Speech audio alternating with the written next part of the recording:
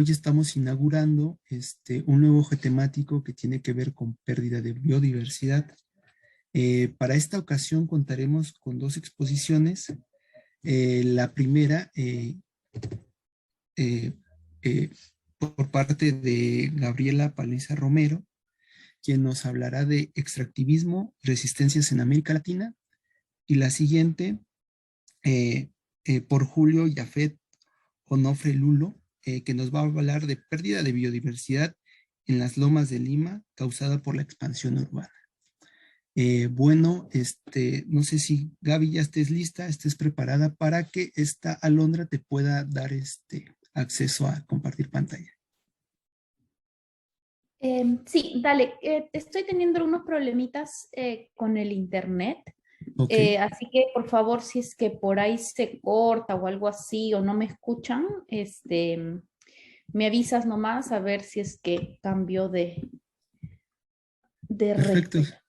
Sí, yo te comento si se queda trabado y ya, ¿vale? Ya, dale. A ver, ¿puedo compartir? Sí, puedo compartir la pantalla. Ahí me confirman si se ve. Sí, perfecto. Adelante, Gabriela. Estoy listo. Ya, sí, bueno, de repente aprovecho para saludarlos, agradecerlos, agradecer a Israel, a José María por el espacio. Yo soy Gabriela Paliza, soy abogada, soy de Perú, trabajamos sobre todo en Cusco, soy parte de la ONG Macay, somos una organización sin fines de lucro desde la que trabajamos temas relacionados a la educación ambiental, a la participación y al acceso a la justicia. Tenemos un trabajo con voluntarios, con jóvenes, pero también trabajamos con algunas personas defensoras del ambiente acá en Perú, y por eso yo quería esta tarde hablarles un poquito acerca de un tema que está muy relacionado a la pérdida de la biodiversidad, que es el extractivismo y las resistencias desde América Latina. Muchos de ustedes, seguramente al igual que en Perú, ven cómo hay ciertas lógicas de extracción, capitalistas que al final terminan despojando a los pueblos indígenas, a las comunidades de sus territorios. Voy a tratar de hacer algunos apuntes acerca del extractivismo, acerca de las resistencias, algunos datos que a lo mejor les pueden ser interesantes, y un poquito también para compartir cómo vemos esta práctica. Por favor, aprovechando que no somos muchos, siéntanse en la libertad de poder hacer preguntas o abrir el micro y preguntar o comentar algún tema que les parezca importante. Bueno, ¿qué es el extractivismo? Ya seguramente muchos lo conocen, pero para que pueda ser definido de repente de alguna manera, es esta forma, esta modalidad, esta lógica que hay de acumulación basada en la explotación a gran escala de recursos naturales. Sobre todo, la diferencia del extractivismo con otras formas de explotación es que este tiene sobre todo fines de exportación. Pero además, esta exportación se da como materia prima, sin procesar, ¿no? Eso lo vemos mucho en el tema de la minería. En Perú nosotros somos uno de los mayores productores de cobre, tenemos mucho oro, mucha plata, y la mayoría de estas se extrae directamente desde los territorios. Muchos de estos además están en las zonas más pobres de nuestro país y se exportan sin casi ningún tipo de modificación, lo que genera obviamente unos grandes impactos, tanto en términos medioambientales, sino también y sobre todo en términos sociales, sin asegurar obviamente la sostenibilidad, y más bien lo único que deja a su paso es problemas de salud, problemas medioambientales. Hay algunos temas que me gustaría tocar acerca del extractivismo, y es sobre todo relacionado a esta idea que ha dejado que se instale, ¿no? Que se instale Por ejemplo, en el caso de América Latina, ¿no? Donde nosotros vemos como países que el modelo histórico de nuestro desarrollo es precisamente esto, ¿no? La extracción de materias primas, y es la principal estructura en nuestras economías. Y esto es no desde ahorita, sino desde la época de la colonización y la forma en la que incluso hoy los países de América Latina vivimos los efectos del cambio climático, ¿no? Nosotros sabemos que somos la región que probablemente menos gases de efecto invernadero genera, pero la que tiene la mayor cantidad de los problemas, ¿no? En el caso, por ejemplo, de Perú, nosotros tenemos una gran cantidad de glaciares y a causa del cambio climático muchos de esos están en un proceso de deshielo muy complicados y preocupantes, ¿no? Entonces, hay esta lógica detrás del extractivismo que se ha vendido más bien como la única forma de desarrollo en América Latina, ¿no? Y es por eso que existe un concepto muy instalado, que es que más bien que estas personas que se resisten a este modelo de desarrollo son llamados personas que están, pues, en Perú pasa mucho, en contra del desarrollo, antidesarrollo, y es porque esta lógica impulsada además por los grandes capitales, ha logrado que se instale mucho la idea de que la única forma de desarrollo en América Latina, o la ideal, tiene que ver con la extracción de la materia prima. Pero además es importante que reconozcamos al extractivismo como un fenómeno multidimensional, ¿no? Porque no solamente tiene que ver con la extracción de los recursos, sino también, como vamos a ver adelante, hay una serie de impactos, sobre todo a nivel social, económico, que son bastante preocupantes. Por ejemplo, nosotros en Perú tenemos la zona de Madre de Dios, de donde se extrae oro de mucha pureza. Es un oro muy codiciado, pero además es preocupante porque este es oro que está en la zona acuífera, es decir, que para poder extraer este oro se tiene que contaminar grandes cantidades de recurso hídrico, de agua, de ríos, ¿no? Entonces, tenemos un grave problema de contaminación. Entonces, por un lado tenemos a la contaminación, pero por otro lado tenemos una lógica económica que se ha generado en esa zona, en la que a causa de que existen, pues, minería ilegal, existe una economía ilegal, pero además muy basada en la violencia, en el sicariato, en los robos, y que a la vez además tiene asociado una serie de problemas como la prostitución, como la trata de personas, la trata de niñas y el consumo de alcohol, por ejemplo, que se exacerba en esta zona en la que hay una gran explotación. Y finalmente se ha logrado en muchas zonas mineras romper el tejido social, ¿no? Porque con la intervención de las multinacionales, con la intervención de las grandes empresas mineras, lo que se hace muchas veces es comprar dirigentes, romper las organizaciones para evitar las resistencias, ¿no? Es por eso que hablamos del extractivismo como un fenómeno multidimensional, pero que además ha logrado ser uno de los principales factores en los territorios, ¿no? En el desarrollo en Perú, por ejemplo, y seguro pasa en muchos de sus países, está muy marcado por la extracción petrolera, por la extracción de los minerales, y eso hace que la lógica, la dinámica en los territorios esté muy marcada por los conflictos, por las disputas y también por las resistencias.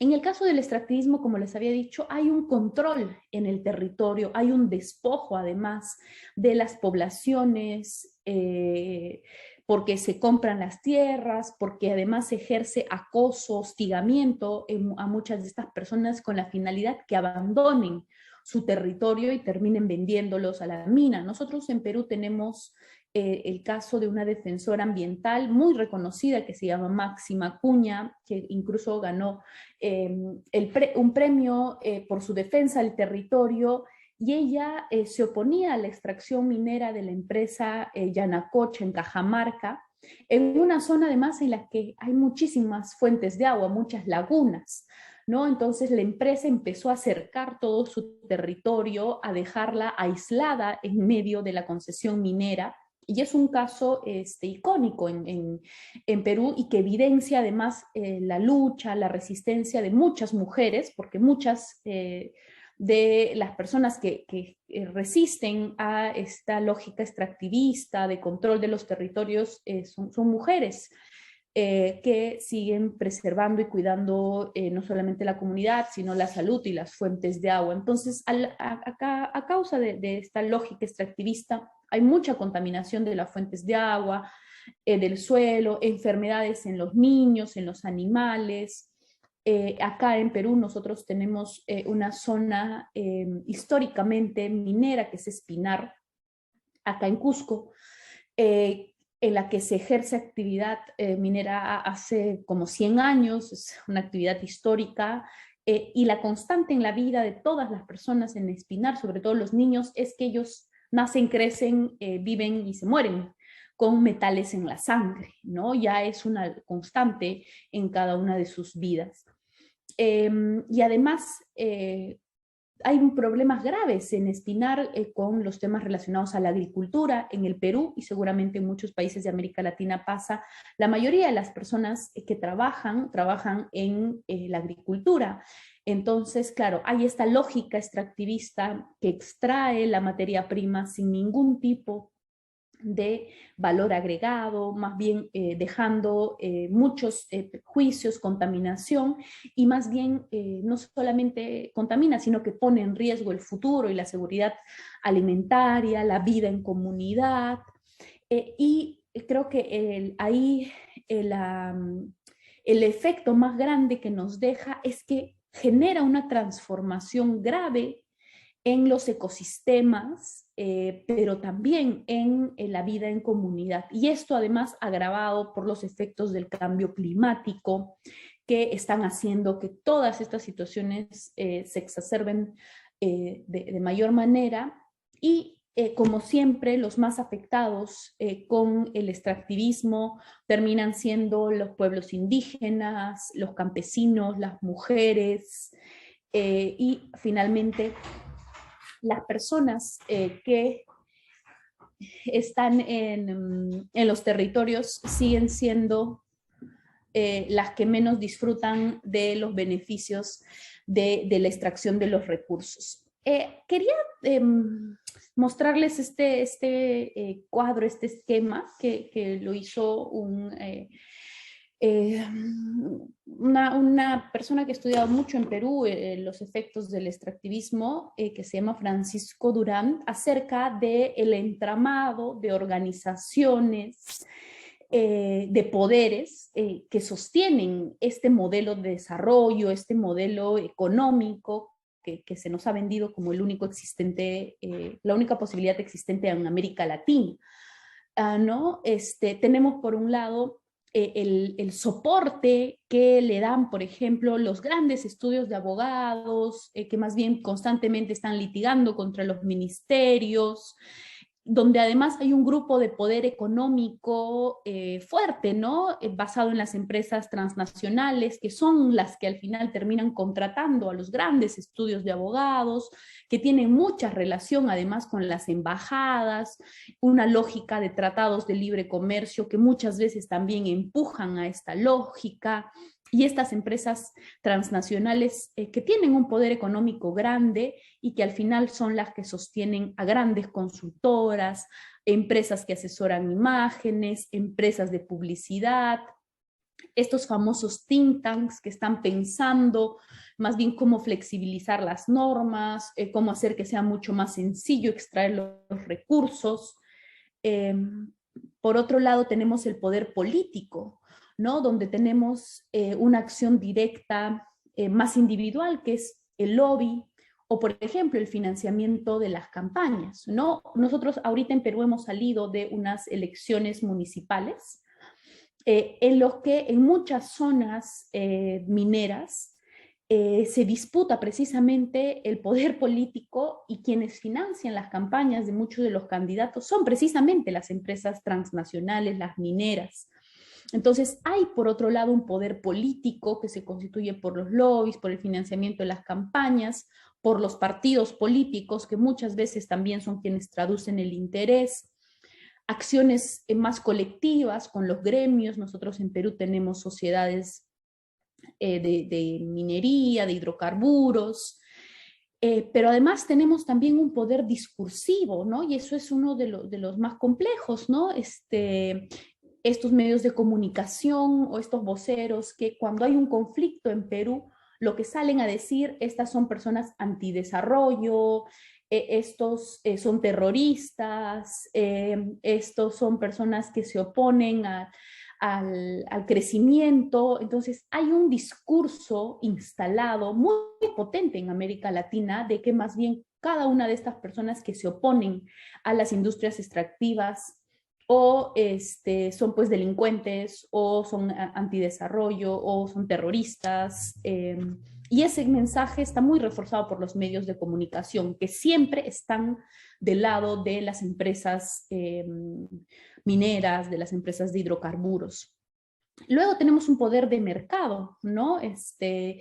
Estas industrias extractivas, al ser industrias estratégicas, además, muchas veces se generan oligopolios, hay barreras de acceso al mercado tremendas, hay mucha, además, informalidad, muchas actividades ilegales, y además aseguran casi toda la cadena de producción, afianzando su poder de mercado, pero también hay un poder social, ¿no? Que muchas veces se traduce en esta responsabilidad social empresarial, ¿no? Con la que las empresas muchas veces se lavan la cara, ¿no? O estas fundaciones que terminan apoyando algunos proyectos, o incluso ya más institucionales, ¿no? Seguramente en muchos de sus países también pasa. Nosotros en Perú tenemos famosa obras por impuesto o asociaciones público-privadas. Eso significa las empresas mineras que pagan una gran cantidad de impuestos, no pagan impuestos, sino que más bien construyen colegios y lo que han gastado en la construcción de sus colegios lo reducen de sus impuestos, lo cual podría sonar bien. Sin embargo, hay una serie de problemas relacionados con el incremento de los costos, con la corrupción, en precisamente cada una de estas modalidades de contratación, y que precisamente lo que buscan es hacerle más fácil a las empresas extractivistas el poder afianzar su poder económico, su poder de mercado. Y finalmente tenemos un tema bastante preocupante y que suele pasar también en creo casi todos los países, que es esta famosa puerta giratoria, ¿no? Que claro, entra un ministro de Energía y Minas que acaba de ser pues gerente general de la empresa de hidrocarburos, y que lo que llega es precisamente a poder facilitar una serie de procesos, sale de ahí y regresa a trabajar a la empresa, ¿no? Entonces esta puerta giratoria que termina siendo también parte de la lógica extractivista que tenemos en cada uno de nuestros países, ¿no? Y que obviamente eso pues está afianzado en el Congreso, en el Poder Judicial, desde los que los estudios de abogados accionan, los partidos políticos, desde el Poder Legislativo o Ejecutivo.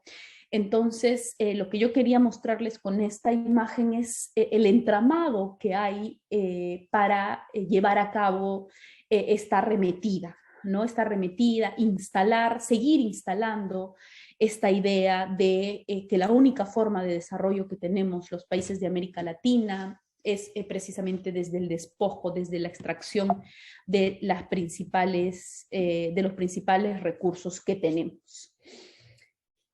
Hasta ahí quería yo comentarles un poco acerca del extractivismo, de algunas ideas, algunos conceptos que creo que son importantes. Ahora quería hablar un poco ya desde las resistencias que se van gestando en algunos lugares.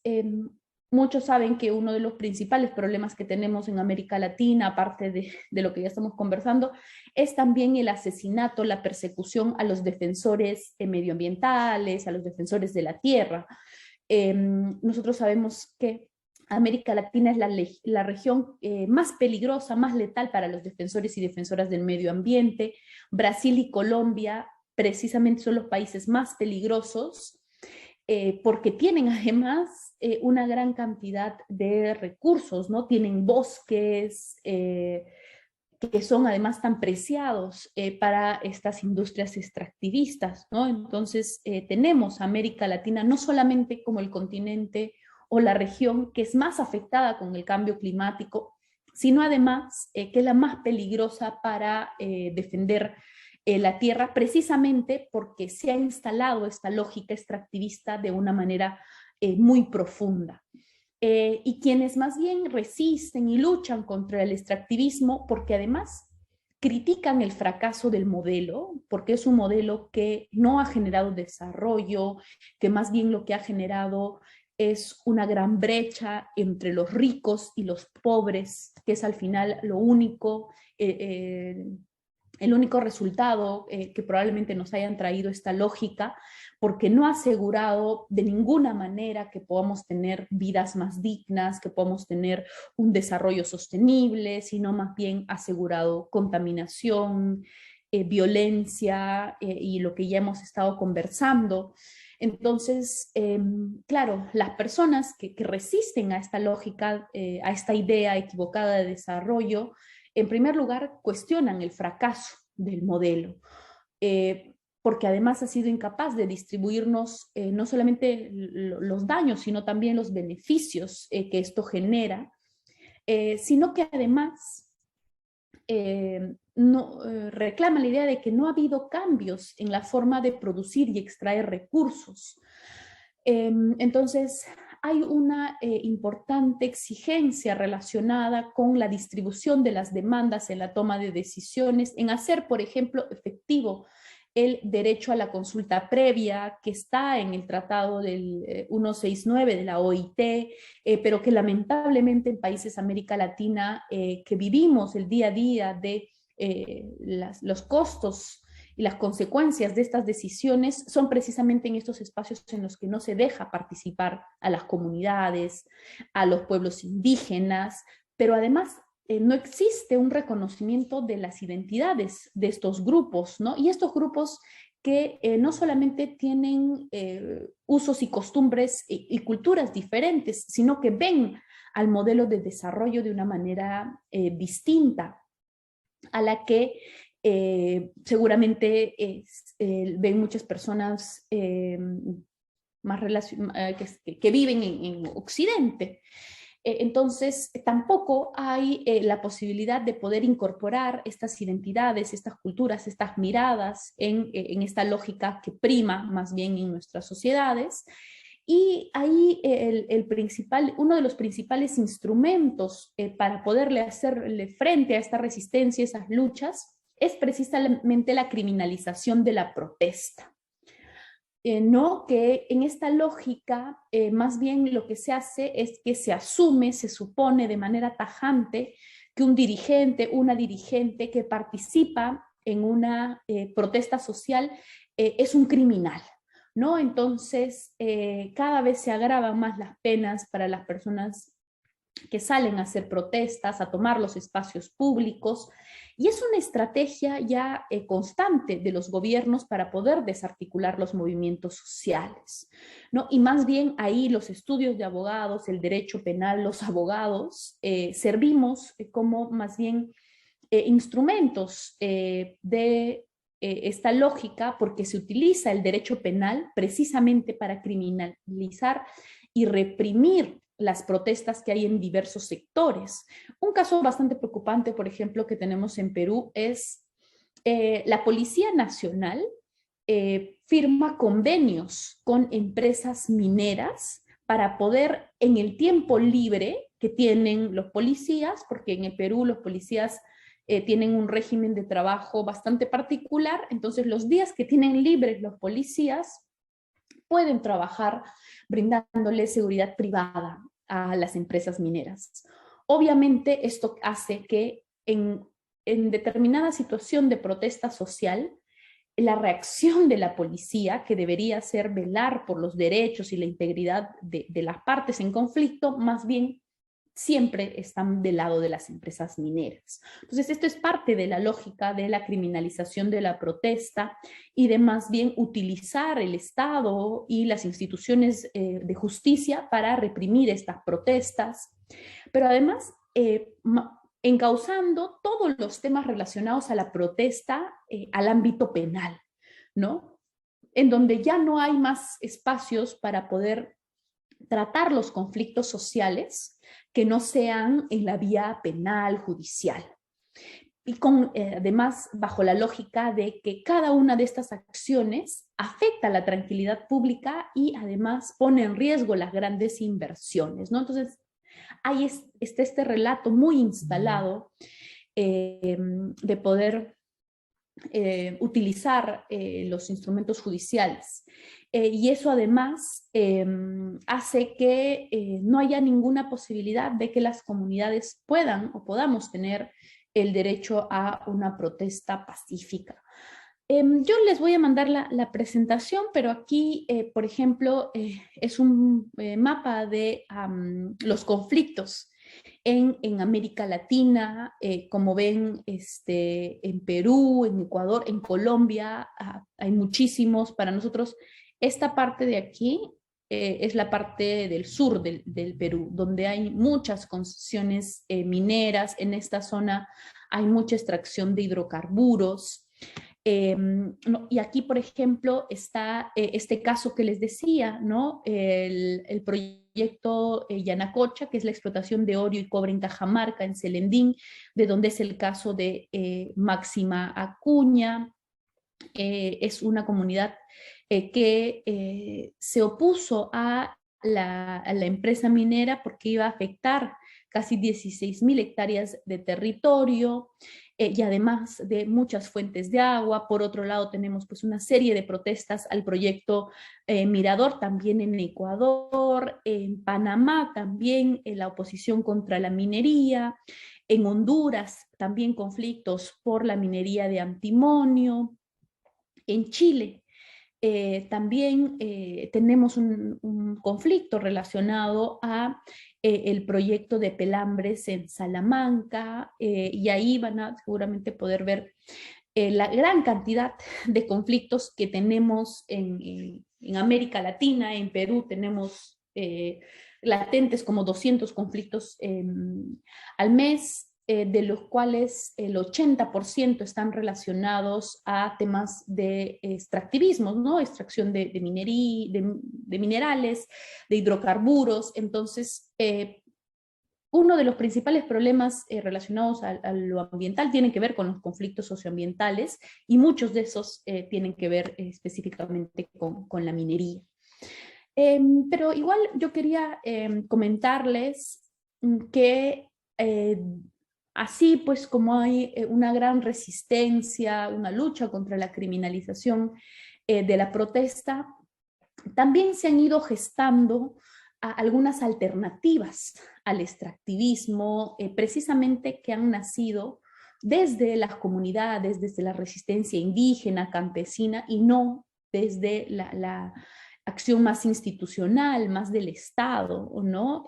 La recuperación de prácticas tradicionales, por ejemplo, en Costa Rica, cooperativas que buscan el desarrollo de pequeñas represas en la zona de Ecuador, o la creación del Santuario Nacional de Tabaconas y una cooperativa en San Ignacio, en Cajamarca, que es precisamente donde tenemos uno de los principales conflictos con la minera Yanacocha, pero además tenemos una gran cantidad y una riqueza entre flora y fauna. Entonces se ha logrado conformar este santuario nacional.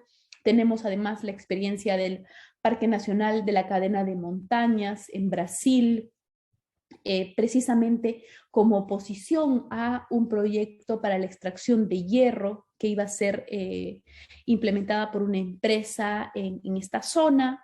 Tenemos además estas iniciativas de agricultura familiar en Bolivia, las que por la fuerte presión comunitaria, sobre todo de mujeres, agricultores, se suspendió. el desarrollo de esta empresa minera. También alternativas al turismo, por ejemplo, en Argentina, precisamente porque muchos de estos pueblos, de estas comunidades, han entendido que la extracción de los minerales, de los recursos naturales, no genera desarrollo a largo plazo ni un desarrollo sostenible, sino que más bien genera esta lógica de violencia, de disputa, de despojo y contaminación en los territorios. Y desde ahí es donde se han ido gestando algunas de las principales respuestas o alternativas al extractivismo, más bien apostando por el turismo local, por la agricultura familiar, por la conservación de los territorios. Y de hecho, ya aprovecho para ir cerrando. ¿Verdad? Acá les voy a dejar la bibliografía de algunas cositas que me parecería interesante que puedan revisar, pero igual finalizar mi presentación. Espero que no haberme extendido mucho.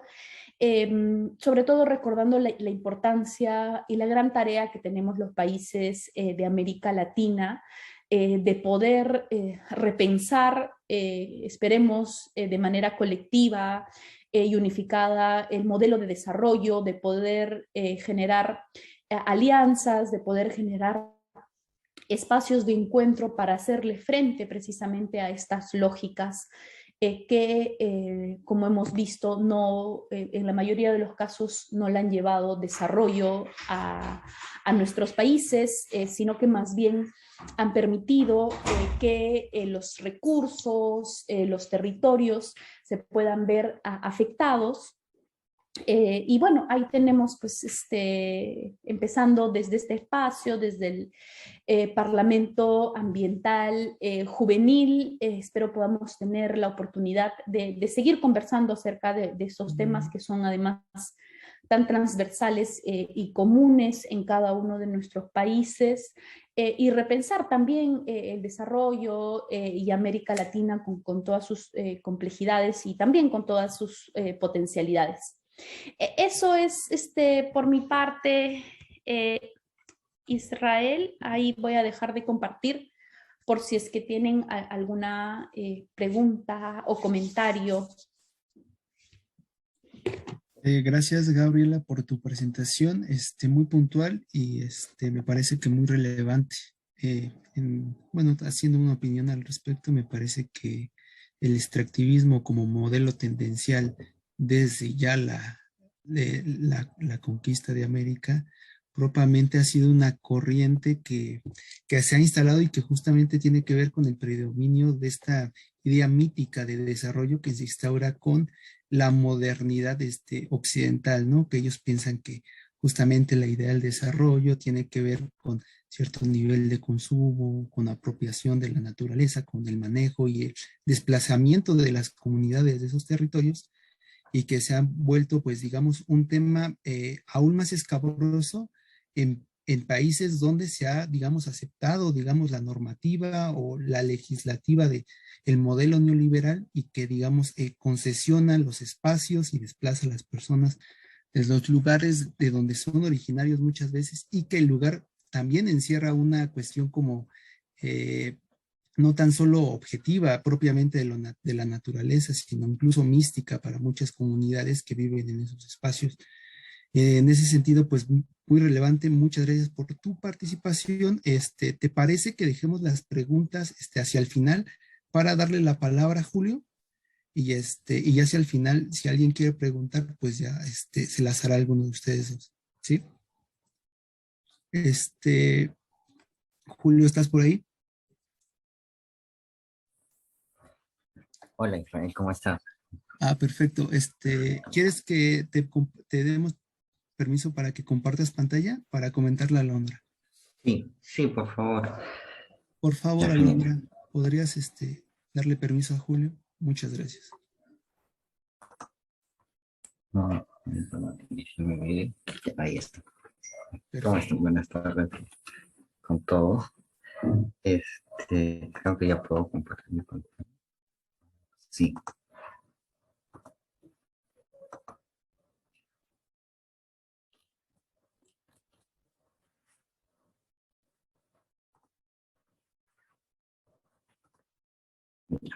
Ahí está. Adelante. Voy a...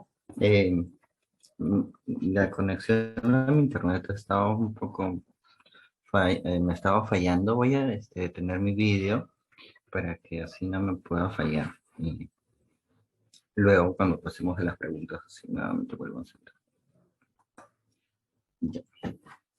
Nosotros somos FICUS, somos una ONG medioambiental,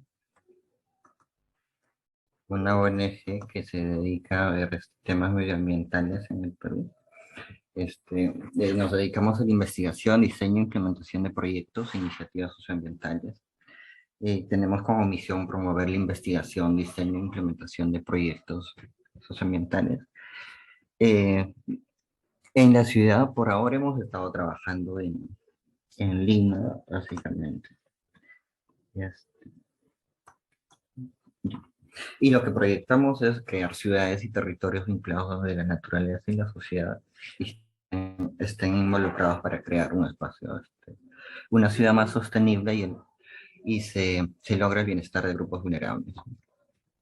Lo que en esta exposición voy a tratar un tema específico que es el de las lomas costeras y, y cómo la expansión urbana ha ido afectando en la pérdida de biodiversidad en estas zonas. Para hacernos una idea, las lomas costeras se sitúan alrededor de la ciudad de Lima. Podemos ver aquí las manchas verdes en el mapa. Y son el área, representan hoy llegan a alcanzar una superficie de 20.000 hectáreas, por ejemplo, y cubre los 19 distritos, los 19 de 43 distritos. Esto durante la época del Niño puede llegar incluso hasta 70.000 hectáreas, ya que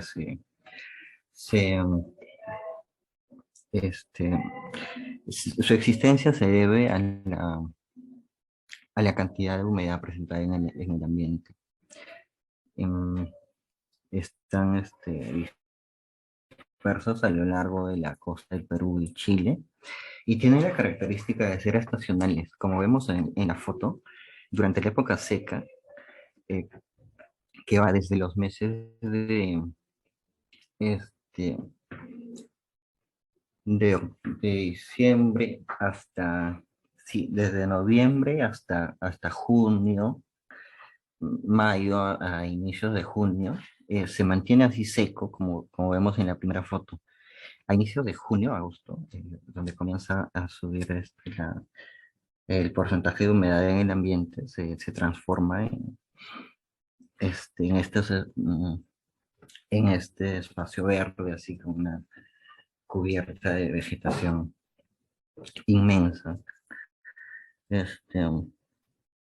debido precisamente a las nieblas, ¿no? Aquí podemos, aquí en la imagen muestra el funcionamiento más o menos de este ecosistema. Vemos como la neblina va desde el lado del mar y se deposita en la ladera en la ladera o en el lado de la loma que da hacia el mar. Eso hace que aparezca vegetación variada. En las partes bajas es más de tipo arbustos y según vas subiendo de altitud cambia, perdón, en la parte baja es más de tipo herbácea y según vas subiendo cambia a una vegetación de tipo arbustiva, ¿no? Vemos nuevamente la variación, pero aquí comenzamos a ver que hay presencia de asentamientos humanos en las lomas, como en la imagen del medio. Y es ahí la problemática que vamos a abordar, que voy a abordar más adelante.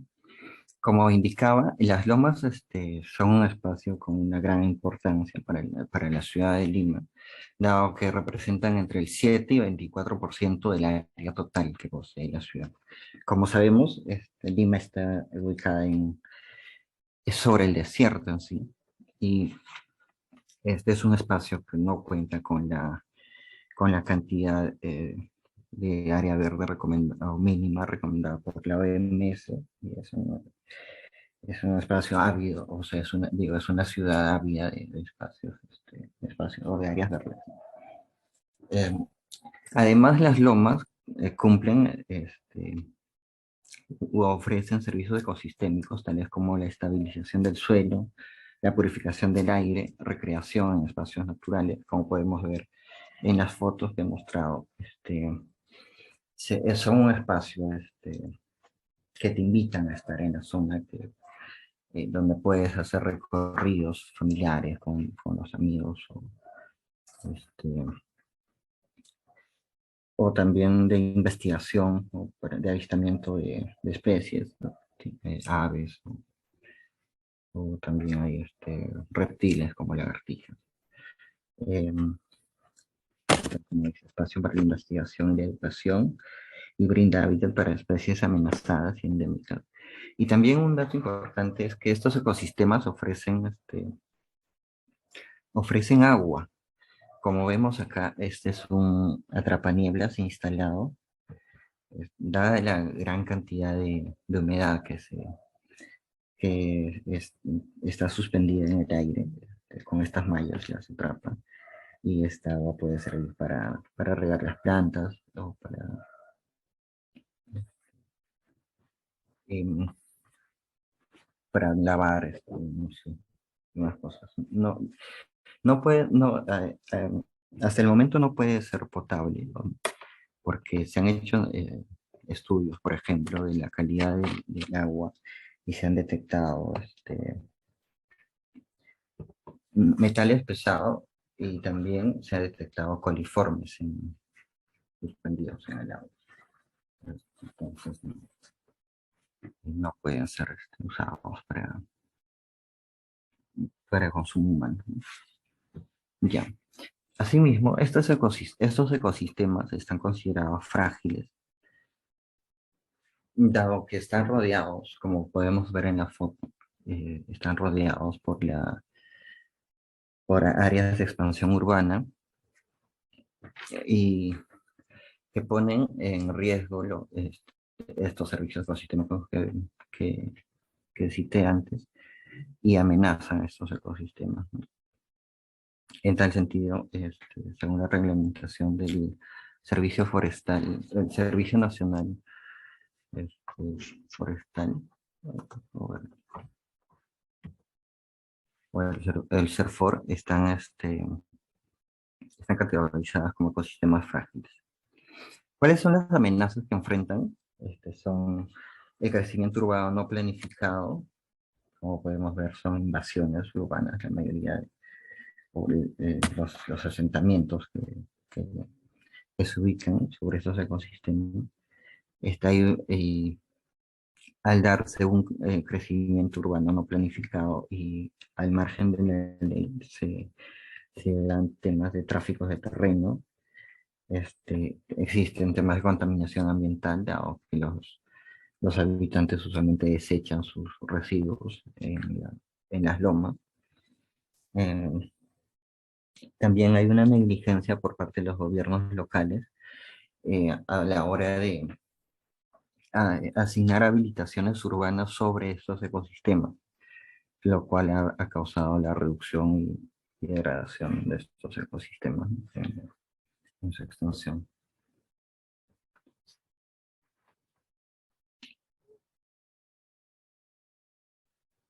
Ahora, este, eh, una manera de abordar la expansión urbana es que Lima, la ciudad en su conjunto, o sea, es un resultado de un mal aprovechamiento del territorio. Es decir, se ha moldeado un espacio urbano en el que las zonas, en el que la migración proveniente del interior del país este, no ha sido tratada de la mejor manera posible. Había una ciudad asentada en la que a la que no era fácil insertarse para los recién llegados, por lo que estos fueron obligados a asentarse en los alrededores, lo que fue propiciado por los gobernantes mismos también, debido a la política de dos caras, por ejemplo, en la que satisfacían de manera populista a estos migrantes entregándoles tierras en los arenales o en zonas con gran pendiente, como en las lomas, este, para así calmarlos, pero al mismo tiempo invertían y planificaban únicamente en la zona ya preexistente. Por lo tanto, no se creó más ciudad, sino se creó asentamientos en la periferia.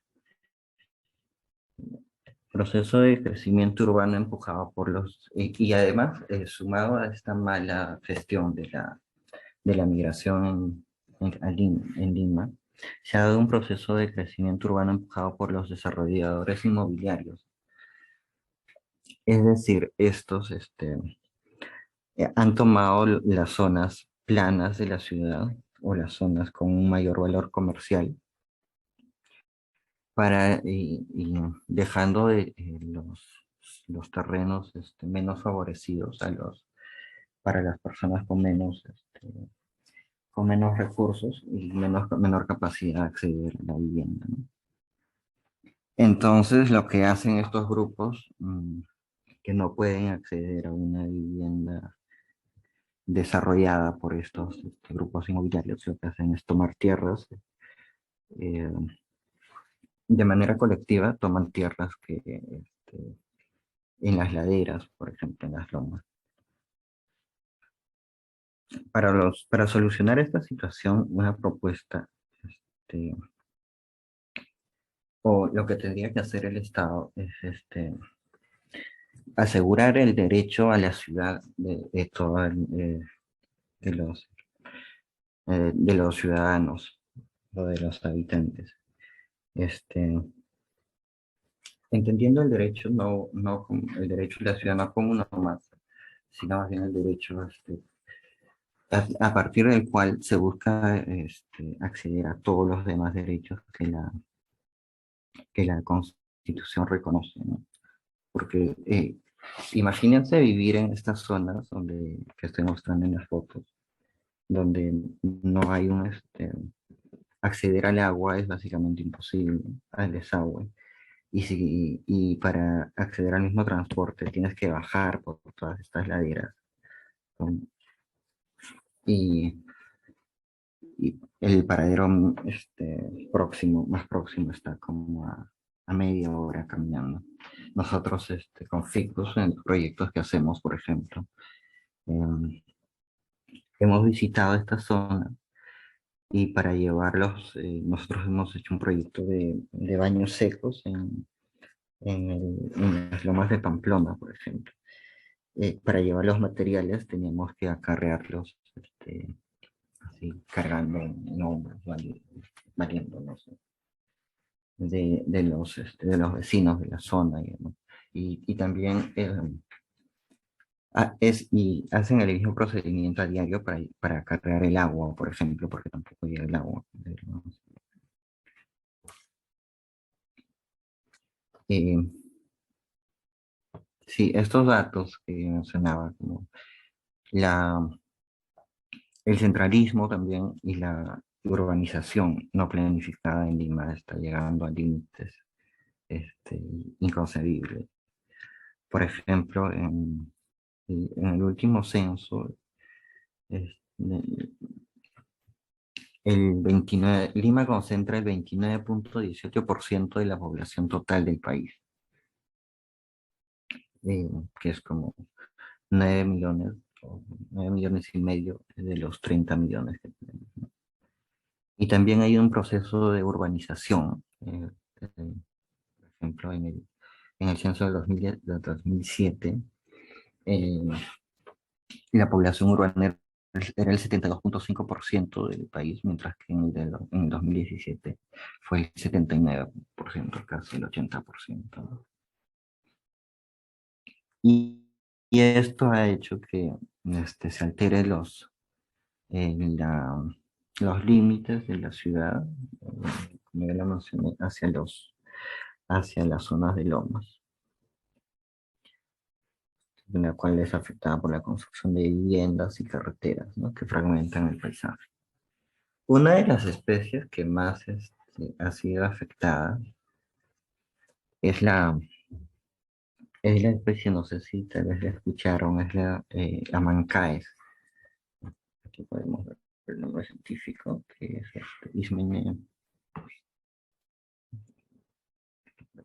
Bueno, es la especie, es la flor representativa de Lima. Hay una fiesta que se celebra ah, en julio. Era una fiesta que viene desde la época precolonial incluso. Y en el distrito de Rima, existe una loma que se llama la Loma de Mancay. Y sin embargo no podemos encontrar ahora, o ya no se encuentran especies de Mancay. Y este, es un claro indicador de la pérdida de biodiversidad que se está dando en la zona, ¿no? Como podemos ver en la imagen, por ejemplo, los asentamientos se dan de esa manera. Se, se ubican sobre la zona del lomo, exterminando todas las especies que hay ubicadas. Y, tengamos en cuenta que la biodiversidad en las lomas en verdad es muy rica. Por ejemplo, en una de las lomas, que es la loma de Primavera, se han identificado en estudios que se hizo para la creación del área de conservación regional de Lima. Se han identificado 102 especies de flora y 35 a 39 de fauna sobre una loma. Como indiqué, una de las especies más representativas de las lomas es la flor de Mancaes, hoy considerada en extinción. Y otras especies principales es la flor de trompeta, por ejemplo, que marca el fin de temporada, la tara, que tiene usos medicinales, oreja de ratón, tabaco silvestre, tomate silvestre, la papa silvestre y la papaya silvestre o el mito. Y también hay especies animales como las lagartijas, los escarabajos, los caracoles, las vizcachas y las lechuzas.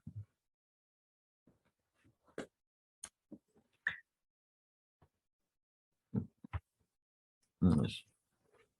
Ahora, frente a esta situación en la que existe una demanda de vivienda por parte de los sectores menos favorecidos y el derecho a las ciudades no les es factible asegurar al Estado, este, lo que se propone es una democratización del acceso a la vivienda. Es, Consideramos que es de suma importancia hacer planes de incidencia en políticas con los actores locales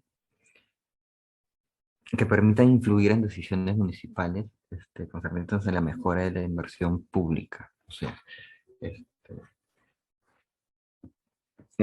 fortalecer las capacidades de los actores locales para que estos tengan poder de decisión a la hora en la que se, ge- se, se gestionan los proyectos o se plantean, porque muchas veces sucede que los proyectos nunca son consultados con la población y son arrebatos de los gobernantes o responden a intereses de ciertos grupos de poder, ¿no?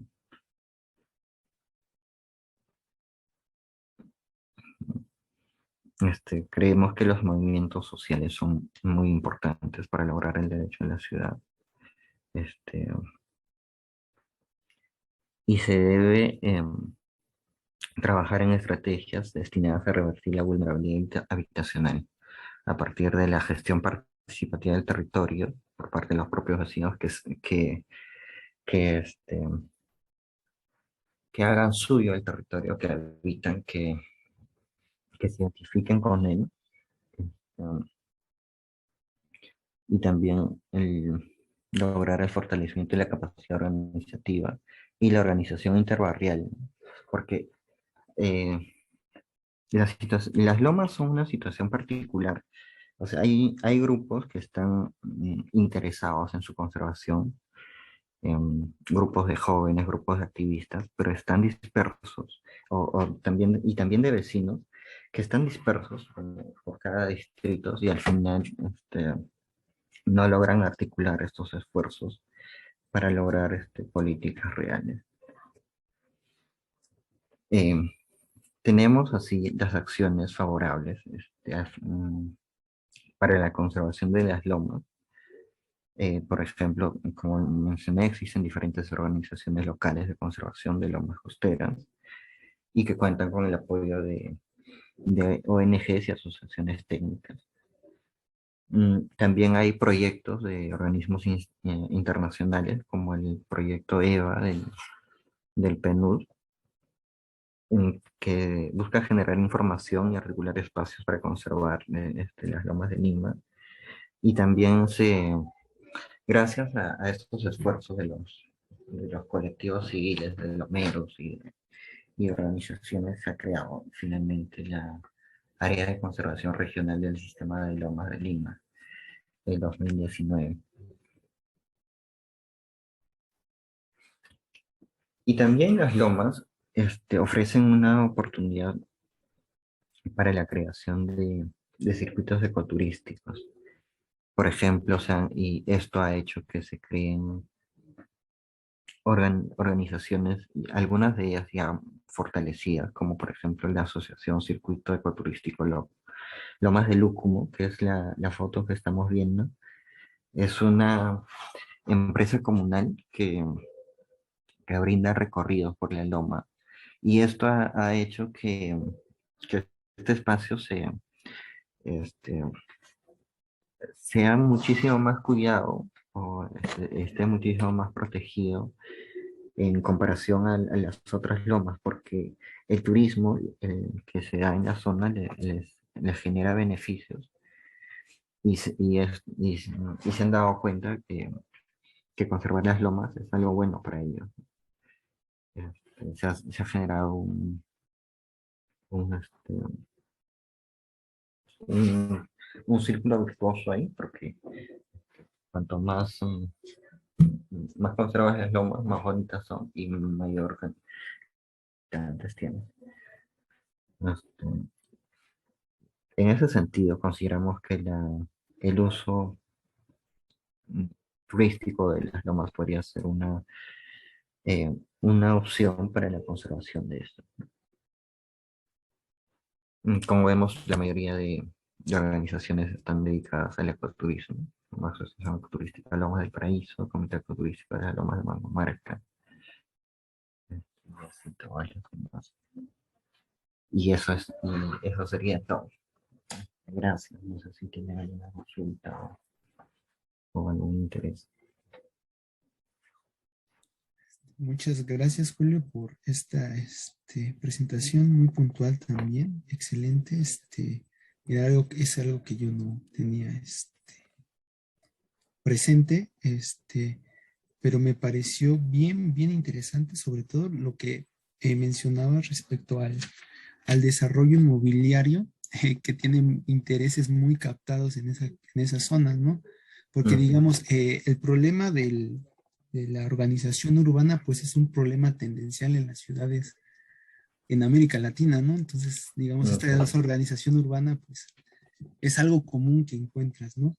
Pero digamos, ya asignarle un valor importante, o más bien el valor importante que le asignan las inmobiliarias para venderlas a precios, supongo los terrenos, o si construyen, digamos, hogares a grandes costos, también desplaza otra serie de servicios que, como comentas tú, las ciudades que se van formando no tienen servicios ni de agua potable, ¿no? Digamos, servicios elementales, y digamos, estas zonas que sí tienen un gran valor suelen tener esta clase de servicios, ¿no? Muy, muy interesante. No sé si alguien del foro quiera preguntarle a alguien, tanto a esta Gaby como a este Julio, tengo una pregunta, adelante, ¿eh? Les damos el micrófono.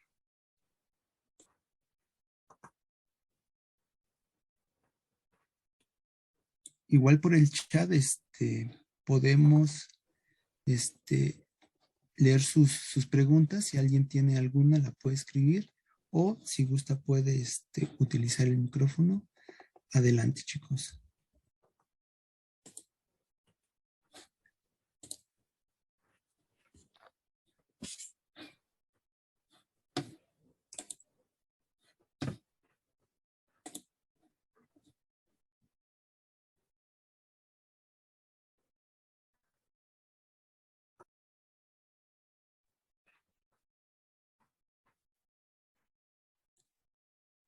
¿No hay preguntas?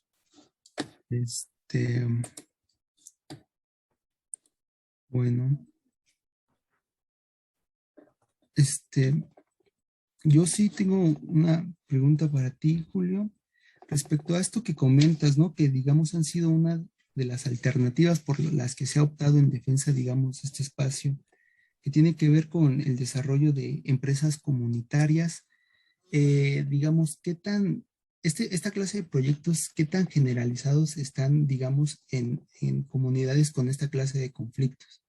O que, digamos, estén en defensa, digamos, es muy particular el caso, o digamos, si se ha generado esto como una salida a la problemática. Eh, sí, en verdad ahora se está generalizando en la mayoría de lomas. Sí puedes encontrar grupos así, no necesariamente empresas comunales formadas, sino grupos de lomeros, como se llama, que son de la zona y que optan por esta alternativa del ecoturismo. El ejemplo que mostré de Lomas de Lúcumo es el más fortalecido y el que ha servido como el, el modelo a seguir o a replicar para todas las demás organizaciones, ¿no?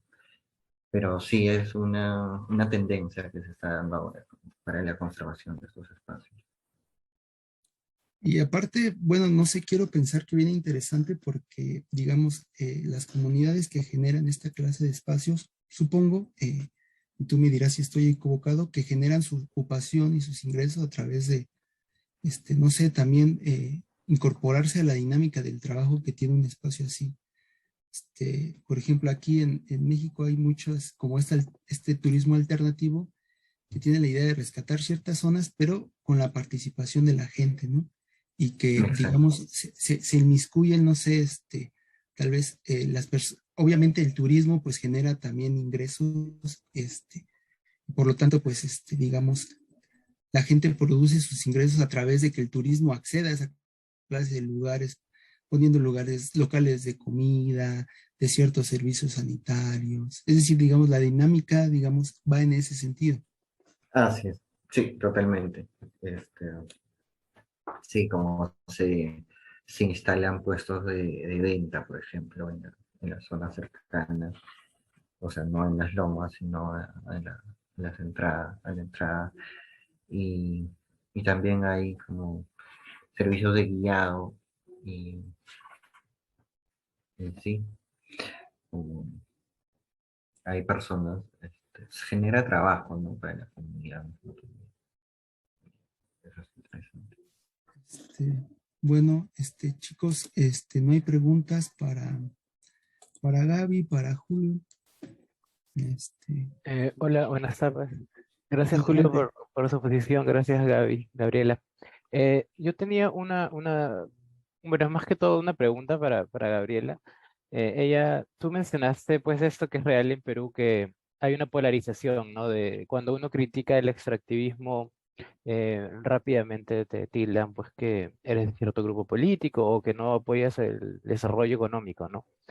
Eh, Mi duda va un poco de si tienes alguna idea de cómo generar estos espacios donde se pueda dialogar o donde se pueda llegar a un punto medio, ¿no? Donde puedas hablar o puedan haber otras soluciones al tema del extractivismo sin que, digamos, tilden a estas personas de radicales, ¿no? Porque me parece que yo no he visto muchas soluciones, no sé si tú conoces algún caso donde se haya podido generar un diálogo o una alternativa al extractivismo en sí. Hola Santiago, no, y gracias por la pregunta. Mira, algo que se me viene a la mente es, en Perú tenemos una deuda grande con el tema de ordenamiento territorial. Y por eso yo creo que hay bastantes conflictos en temas relacionados a la ubicación de las empresas, la concesión, ¿no? Por ejemplo, uno de los ejemplos que estaba mencionando es Cajamarca, y cuando tú ves, por ejemplo, el plano de las concesiones que hay en Cajamarca, tú te das cuenta que casi toda la región está concesionada. Entonces, no tenemos estos procesos de planificación del territorio, que yo creo que institucionalmente serían un espacio interesante para poder dialogar acerca de los usos del territorio, ¿no? Y aquellos que son intangibles para ciertas actividades. Es un trabajo que el Estado, precisamente también porque tiene esta lógica neoliberal, ¿no? Tampoco plantea un rol más planificador del Estado. Entonces, eso también creo que nos pasa factura en el tema de los conflictos. Yo creo que por ahí se podría empezar a tener como diálogos reales, ¿no? Que al final aterricen en políticas públicas concretas y no quedarnos solamente en acuerdos que se devienen luego de los conflictos, de las disputas en los territorios. Ojalá haya respondido tu pregunta. Sí, gracias. Claro, también pensaba una cosa así, ¿no? Que tiene que ser, empezar un poco de lo institucional, ¿no? Gracias. Gracias, Santiago. Gracias, Gabriela. ¿Alguien más que guste hacerle una pregunta a nuestros ponentes? Ya estamos por concluir. Les recordamos que esta fue en la sesión de iniciación de el eje temático pérdida de biodiversidad. Dentro de 15 días continuaremos, digamos, con este eje y le brindaremos el espacio, digamos, a otros expositores con otros temas, para que también quienes el día de hoy nos acompañen dentro de 15 días, como ustedes ya saben, el jueves. No sé si alguien más tenga otra pregunta, si no, terminaremos concluyendo.